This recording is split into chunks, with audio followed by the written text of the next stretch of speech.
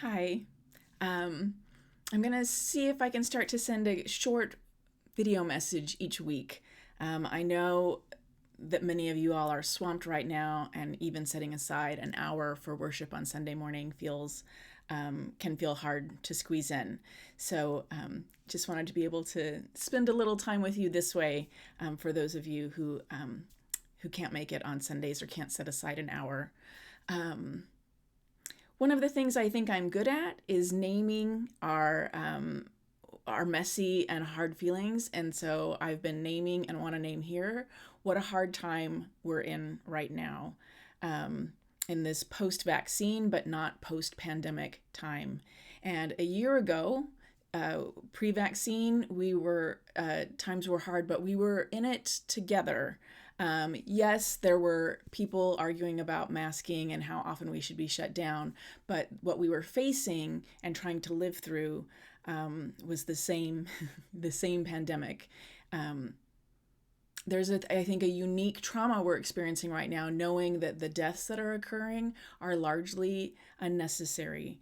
And they're coming to people who haven't gotten vaccinated, and that's painful and traumatic in a different way than what we were experiencing a year ago.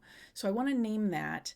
But then I also want to talk about something that each week that gives me some hope.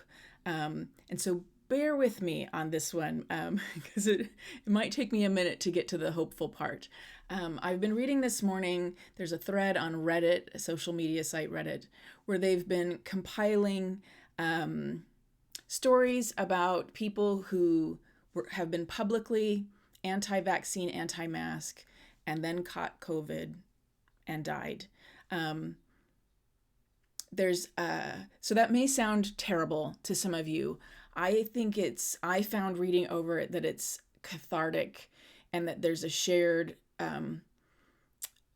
grieving and venting together. There's threads just for venting about people being unvaccinated, so people who are worried about relatives.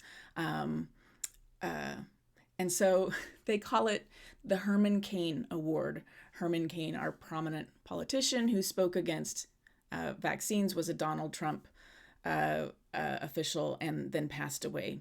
So all of that sounds snarky and mean, and in some ways it is, and certainly there's some of that attitude going on. But one of the things that has also sprung up on that same page is people posting about being vaccinated. And so they call it the immunization to prevent award. So they don't want to receive the award for having been opposed to vaccines and then dying from COVID. And so they post their vaccine card. So that's called an IPA award, Immunization to Prevent Award. And so to me, that's really heartening for a couple of reasons. And one is that it shows that people's minds can be changed. And so this, page that started up, I don't know the motives for starting it up, but that feels like a snarky, but also, grieving and sharing place, didn't start up with the intention of changing people's minds, and yet it's having that effect. And to me, it's also powerful to read, for many people who weren't getting vaccinated right away, there are some fears, and some fears that come from misinformation, some fears that come from hearing that the second dose can knock you down for a day or two, or longer, some folks. So anyway, so I have found that heartening and wanted to share that story. I think a lot of us feel like we see very vividly, they're loud voices who are being opposed to masks and opposed to vaccines, and it can be quieter to know that there are people who are changing their minds and who are still getting vaccinated. So I wanted to share that story.